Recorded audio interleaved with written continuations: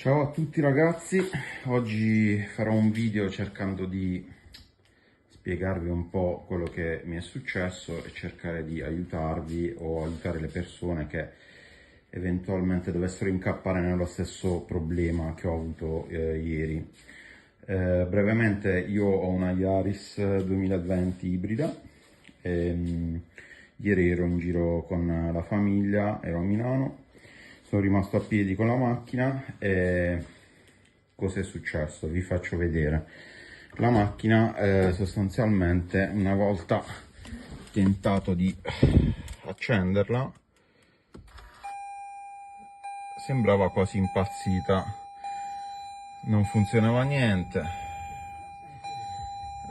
sembrava non accendersi, le luci erano abbastanza fioche.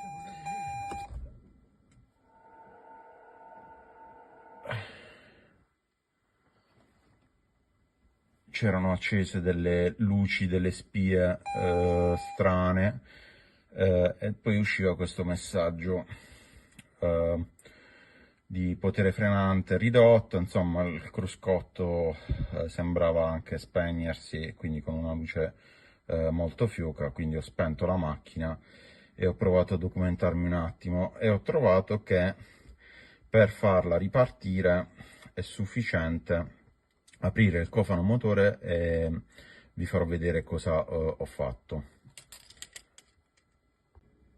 Eccoci qui, questo è il vano motore e ho scoperto che per far partire la nostra vettura in questo stato bisogna accedere a questo box dove ci sono i relè. All'interno ci sono tutti i relè della macchina e ci sarà anche una cosa che non conoscevo, quindi ho aperto le tre clip che sono presenti, una sopra e due ai lati, e ho tolto il coperchio. Ok, qui adesso era già aperto, però vedete che c'è un polo positivo. Sostanzialmente bisogna semplicemente sollevare questa clip qua rossa di protezione e al quale noi potremo collegare uno jump start, quindi un booster, un qualcosa che dia sufficiente energia per far partire la macchina. Ecco qui, questo è un comunissimo booster. Sostanzialmente è bastato collegare il polo positivo, quindi quello che vediamo all'interno del box dei relè, in questa maniera. Quindi ho collegato semplicemente il positivo qui, dopodiché ho collegato il nostro morsetto del negativo al polo appunto negativo. In questa maniera sono riuscito a far partire la macchina, almeno ad accenderla e poterla riportare a casa. Qui vi faccio vedere, infatti io adesso aziono la vettura, chiaramente suona perché sono all'interno della vettura senza aver chiuso lo sportello, però finalmente ho di nuovo la potenza necessaria per far ripartire correttamente la vettura. Dopodiché mi recherò a un centro Toyota e vi spiego com'è andata. Vedremo domani. Allora ragazzi, oggi mi sono recato presso una concessionaria Toyota, ho spiegato il problema che ho avuto appunto con la macchina, ho spiegato che sono riuscito a farla partire, purtroppo non potevo spegnerla, quindi ho spiegato che avevo urgenza di sostituire la batteria. Mi hanno spiegato che la batteria ha un costo molto elevato e sinceramente sono rimasto sbalordito nel momento in cui ho sentito il prezzo per cambiare questa batteria, che si aggira intorno ai 270 euro. Allora ho capito che probabilmente era una questione diciamo puramente commerciale e probabilmente la batteria avrei potuto cambiarla in autonomia. Mi sono documentato un po' e sostanzialmente ho scoperto che la batteria è sotto il sedile, diciamo, lato destro, quindi lato passeggero posteriore, e con delle semplici operazioni avrei potuto tranquillamente cambiarla in autonomia, ed è quello che probabilmente mi accingerò a fare a breve. Ed eccola qua ragazzi, eccola qui la batteria, la nostra famosa batteria è nascosta appunto dal lato passeggero, quindi sotto il sedile posteriore. Come potete vedere si trova proprio qui sotto.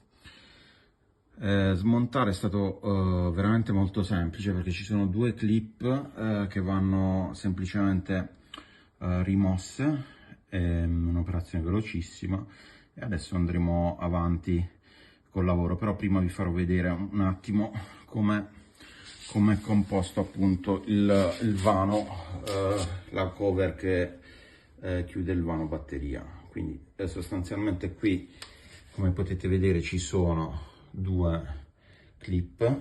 Le clip sostanzialmente sono fatte in questa maniera,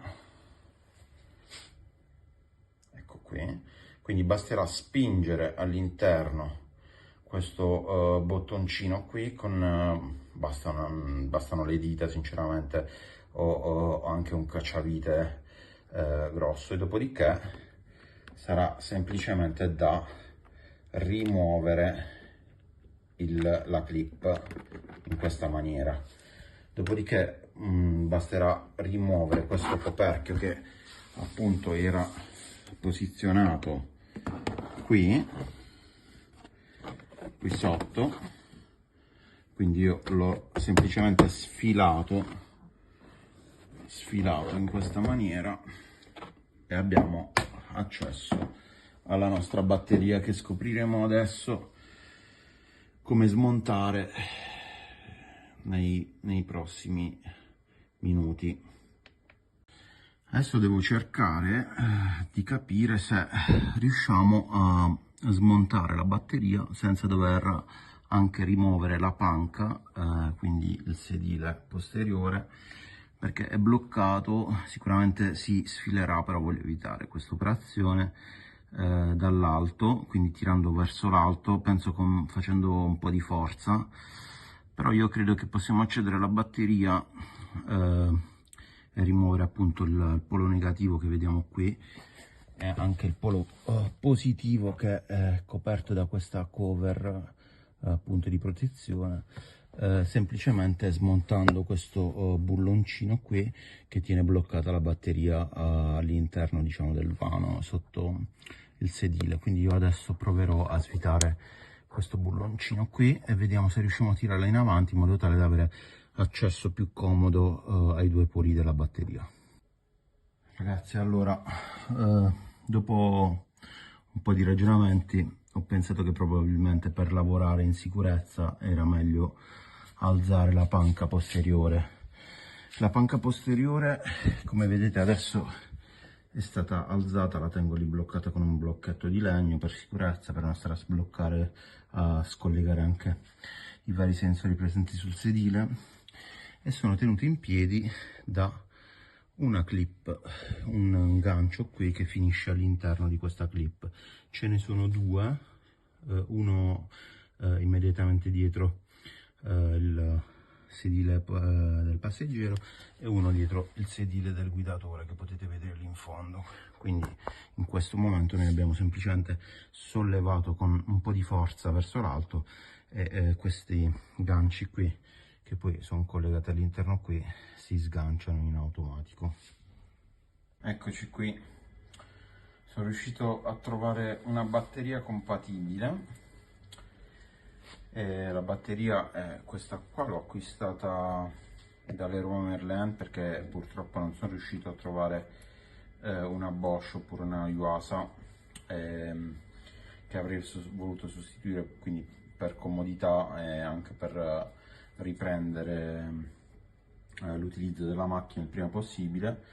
ho acquistato questa Varta B36 e ho avuto feedback anche da altre persone che è una batteria valida per la nostra auto, quindi andrò a installare a breve appena la batteria è totalmente carica. Adesso l'ho messa in carica, la terrò in carica un'oretta prima di montarla e dopodiché insomma procederò con la sostituzione. Perfetto, quindi procediamo dunque a smontare il primo bullone per arrivare a smontare la batteria. Dovrebbe essere un bullone da 12, esatto.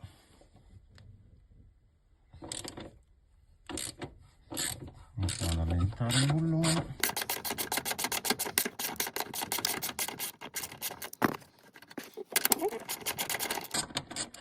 Perfetto. Ecco, come secondo step andremo a rimuovere questo tubicino qui di fianco alla batteria, che non è altro che il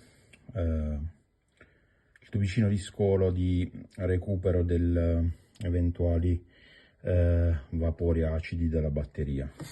Quindi basterà tirarlo fuori, poi ricordiamoci di ricollegarlo sulla nuova batteria.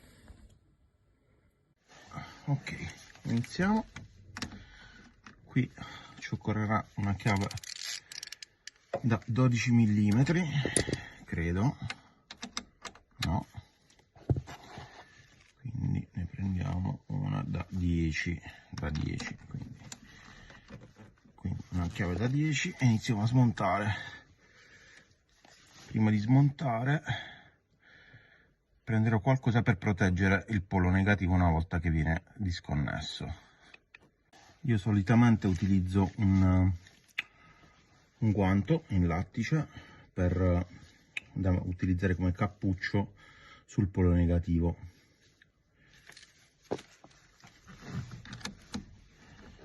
Iniziamo a smontare.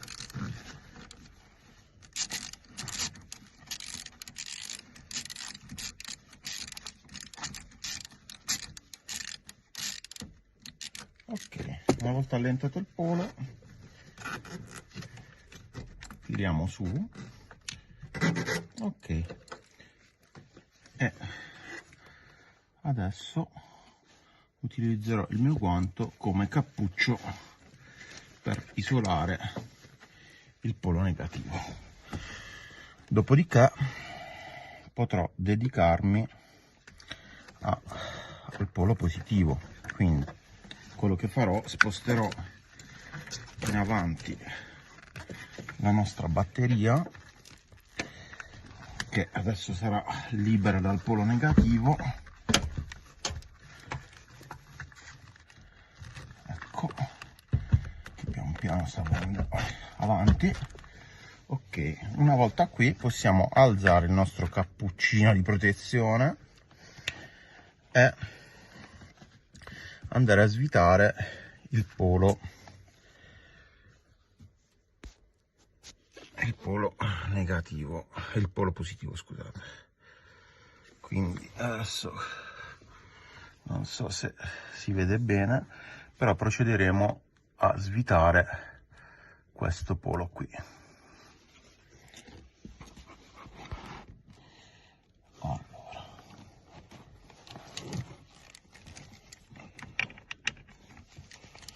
non ci serve più la prolunga.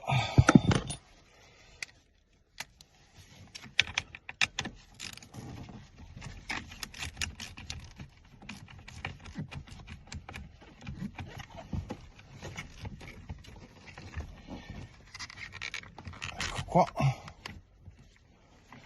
svitiamo ancora un pochettino.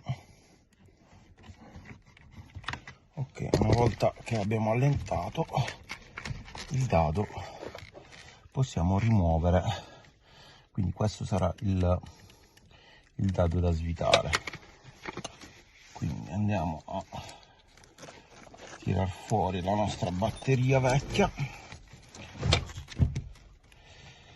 e procediamo alla sostituzione della batteria. Eccoci qua, per magia abbiamo la nostra batteria.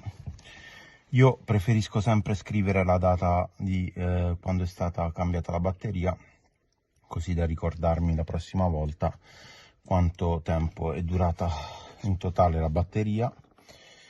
E adesso darò una pulitina ai contatti con una carta abrasiva. Eccoci qua, diamo proprio una velocissima pulita al polo positivo e una pulita al polo negativo. Ok, possiamo procedere al rimontaggio del polo positivo. In questo caso non avremo alcun tipo di scintilla. Su alcune macchine, una volta collegato il negativo, solitamente si ha una piccola scintilla dovuta al fatto che ci sono delle apparecchiature che richiedono nell'immediato corrente appunto la batteria, e quindi si genera questo tipo di situazione. Però in questo caso noi abbiamo collegato solamente il polo positivo e quindi non c'è ancora alimentazione nella macchina. Ecco,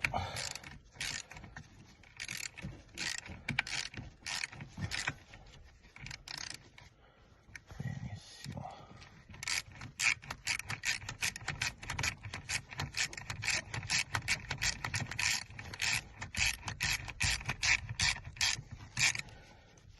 Ok, mi raccomando a stringere i morsetti in maniera adeguata, che non siano allentati ma nemmeno troppo stretti, perché non vorremmo rovinare il dado. Ok, positivo l'abbiamo ricollegato, adesso procederemo a infilare nuovamente la batteria nel suo alloggiamento. Ok, vediamo che è tutto collegato nel modo giusto.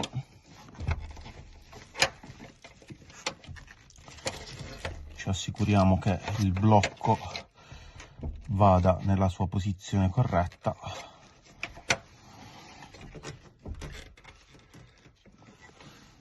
Ok, in questo momento potremmo anche già riavvitare il nostro bullone qui di fermo della batteria,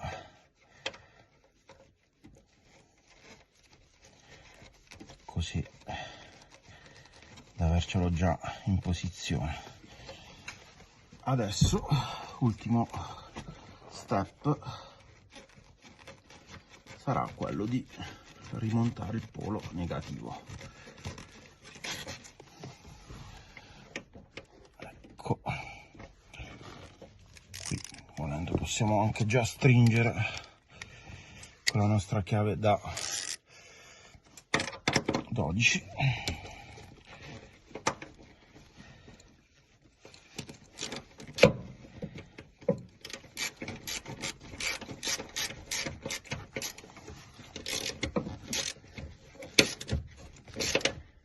Anche qui una bella stretta senza esagerare. E adesso ricolleghiamo il polo negativo. In questo caso non abbiamo alcuna scintilla. Perfetto. Sempre con la nostra chiave da 10 andiamo a stringere il nostro polo negativo, che a questo punto sarà connesso.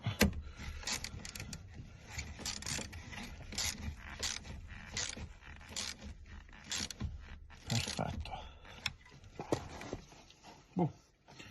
Abbiamo finito il grosso, adesso non ci resterà che provare e vedere se funziona tutto correttamente. Eccoci qua, siamo tornati all'interno della vettura e adesso effettueremo un test per vedere se tutto funziona correttamente. Quindi, prima cosa schiaccio il freno, accendo la vettura